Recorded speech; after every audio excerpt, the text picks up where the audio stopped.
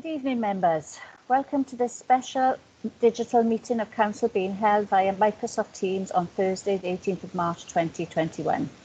Mrs. Harry, can I ask you to confirm the proceedings for the meeting, please? Thank you, Mayor. Noswaith i chi, and good evening, members. We will not be live streaming this evening's meeting. However, it will be recorded and made available to view via the Council's website, except for discussions involving confidential or exempt items. Therefore, the images and audio of those individuals present and or speaking will be publicly available to all via the recording on the Council website at www.caerphilly.gov.uk. If members lose connection during the live meeting, please make every attempt to reconnect. However, the meeting will continue as long as it remains quorate. Democratic Services staff are available and will be able to assist you to reconnect if necessary. I wish to also remind everyone that the Mayor has the discretion to terminate or suspend recording if, in her opinion, continuing to do so would prejudice the proceedings or that continued recording might infringe the rights of any individual. The Mayor also has the right to remove persons from the remote meeting if that is deemed necessary. All members should have already checked their headphones, microphones and IT equipment before the meeting commenced. I wish to remind members and officers to ensure that all microphones have been muted. Group leaders, deputy leaders, cabinet members and key officers have been asked to leave their cameras on.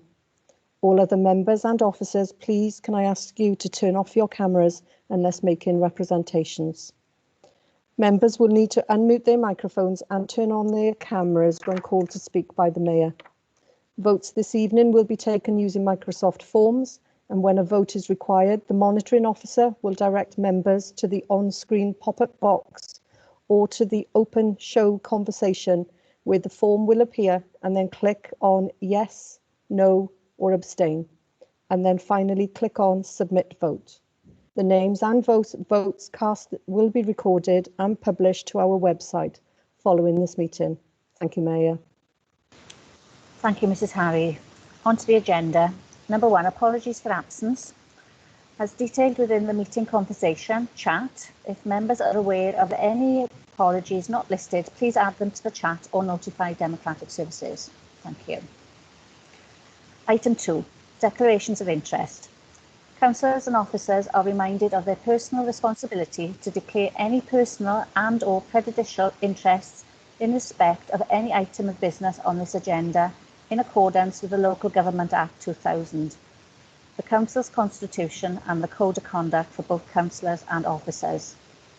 Members, please use the hands up function to indicate if you have any such declarations. Councillor David Poole, please. Thank you, Madam Mayor. Because of my involvement in this case and due to the fact that I gave evidence on this case to the DIP, I am declaring a personal and prejudicial interest and I shall be leaving the meeting. Thank you, Councillor Poole. Mr. Chanter, do you need to say anything now? No, Madam Mayor. I'll just call the next one then. Thank you. Councillor Wyn David, please. Thank you, Madam Mayor. I want to declare a personal and prejudicial interest in the matter that's before Council today. Following his dismissal in October 2019, in early December of that year, Mr. O'Sullivan made a number of unsubstantiated allegations against me to the Local Government Ombudsman for Wales. The matters were rejected by the Ombudsman. My son had made statements about him in the Senedd protected by parliamentary privilege, and I believe he was trying to get back at him through me. These matters caused me a great deal of anxiety over the Christmas and New Year break of that year. Whilst the Ombudsman was considering them, because of this, I'm now prejudiced against him, and I'm not going to take part in this meeting or vote. I should be leaving now.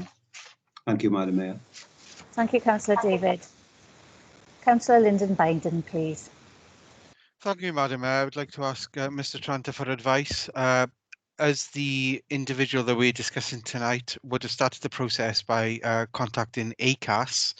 I currently work for ACAS as a conciliation officer. And if the proposal is approved tonight, I just wish to gather advice that if this is actually therefore done through ACAS, that could potentially be a personal and prejudicial interest on my part. So I wish to ask Mr. Tranter for advice in regards to that. Mr. Tranter, please. Yes, thank you for the question, Councillor Binding.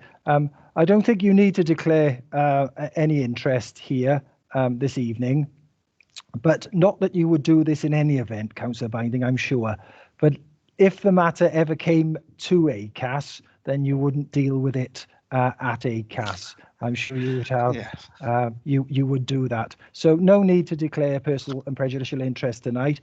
It doesn't affect your employment with ACAS as such. So you are quite at liberty to take a full part in the meeting and vote. Thank you. Okay, thank you, Mr. Tranter, for that advice. Thank you. Councillor James Fussell, please.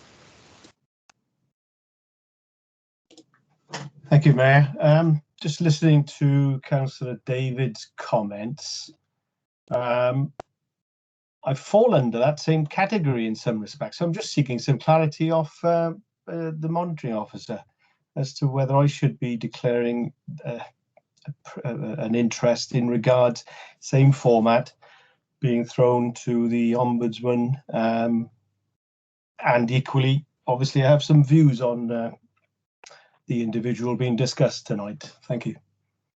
Thank you. Mr. Tranter, please. Yes, thanks for the query, Councillor Fussell. Look, this is a matter for you, whether or not you have a personal interest, and then you need to consider whether that personal interest is prejudicial. What I would add is that I think the complaint was made some time ago. I'm not sure that Mr. Sullivan actually made a complaint against you. So it is a matter for you, bearing in mind the amount of time that has passed, bearing in mind the amount of meetings that we've had in the intervening period. I would advise you that there isn't any need for you to declare a personal, and therefore you haven't got to consider whether that interest is prejudicial either. But it's a matter for you. Quite happy to help more if I can. Thank you. Yeah, I'll take that as advice, Mr. Tranter. Thank you very much for clarifying. Thank you, everyone. I've no further hands showing, so I will move on to item 3, which is the public interest test. My hand is not registering. Okay, I think that was Councillor James. Thank you. Could Mr. Tranter, I'd like to advice off, please. Okay. Thank you. In Mr. Tranter's statement, which was just briefly, and I think I mentioned this last time, he insinuated that I had actually informed the police about the case, which is completely wrong. I need to reiterate that. It was not me. And I want to know where I stand there, because it is down in writing. If this is written off now, because I do intend to take legal advice, I've left it till now until we can get everything out of the way with. It was an arbitration and everything. But he actually insinuated that I was the one that informed the police. And I got to make that clear. It was not me. But I want to know where I stand there, Mr. Tranter, please. Because naturally, I have a personal view now. Okay, I'll take that for me.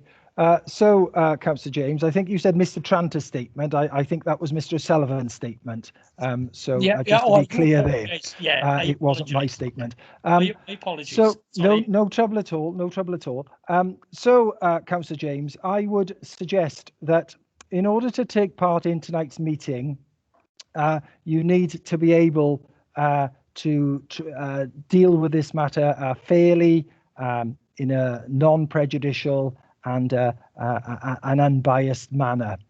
And anything that has gone on in the past should not affect your judgment of the public interest this evening.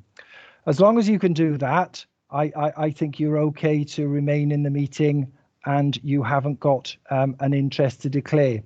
But if you feel that because of what has happened in the past, because of the allegations that are made against you, you are unable to deal with this in a fair manner and in the public interest, then you may want to reconsider whether you wish to take a full part in this meeting.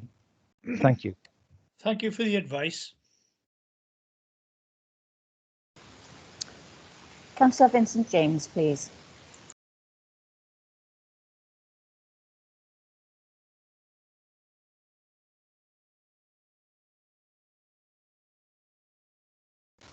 Councillor James, you had your hand raised, but I can't hear you. Apologies. That's okay. Just for clarification, can you please confirm which Councillor James that advice was given to? Clearly, that was given to Councillor Martin James. Martin James asked the question. I gave the advice to Councillor Martin James. Thank you. Thank you. Okay, thank you, everybody. I've no further hands up unless anybody else I can't see. No, thank you. So moving on to item 3, which is the public interest test.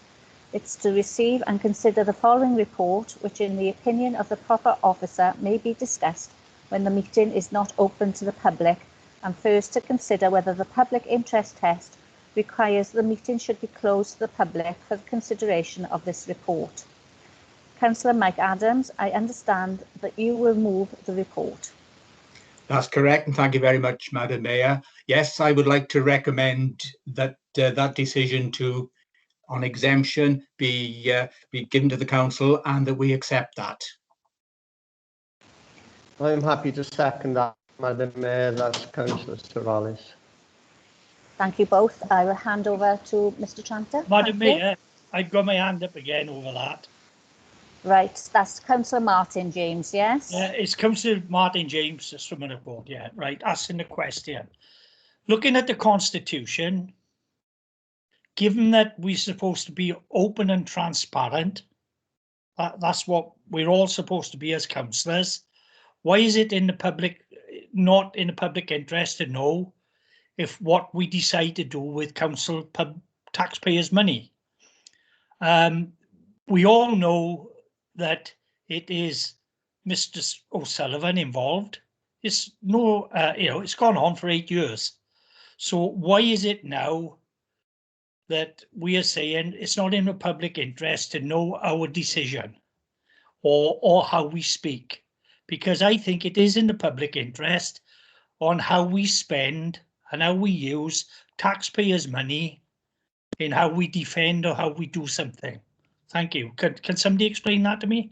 Because it says we're supposed to be open and transparent as councillors and as a council. Mr. Tranter, please. Yeah. Okay. Well, Councillor James, you'll have the opportunity to now vote on whether or not you exclude the press and public. You will have found in your pack attached to tonight's agenda the public interest test. Those are my thoughts on the matter, and my thoughts on the matter are, whilst you are quite correct that there is a clear public interest in the way that the council deals with its staffing issues, because of the information contained within the exempt report. So there is personal information, financial information, information that relates to a dispute, an employment dispute. Those paragraphs you consider the public interest test, so when you weigh up whether to exclude the press and public, but also you will receive some legal advice during the meeting tonight. You don't consider the public interest when you do that, and it is a matter of, you will hear some legal advice tonight, and it's my very, very strong recommendation that the press and public are excluded from this meeting. So members, I would ask you to adhere to my advice. But if you don't wish to, then that is a matter for you. Thank you. Thank you, Mr. Tranter. Thank you, Mr. Tranter. The debate has been moved and seconded, so it's now in order. Members, do you have any comments or questions in relation to the public interest test? Okay, I've just been advised that we should move on to the vote. So I'll hand back to Mr. Tranter. Thank you.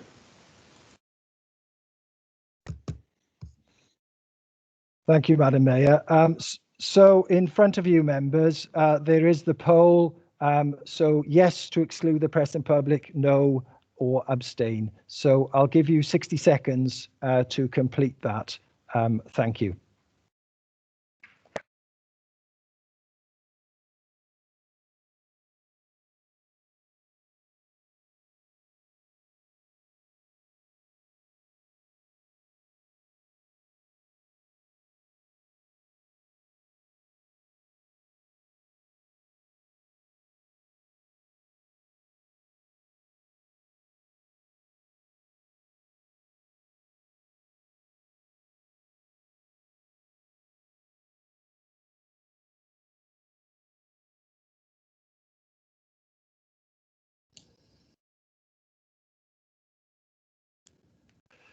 So members, you voted, 61 of you have voted.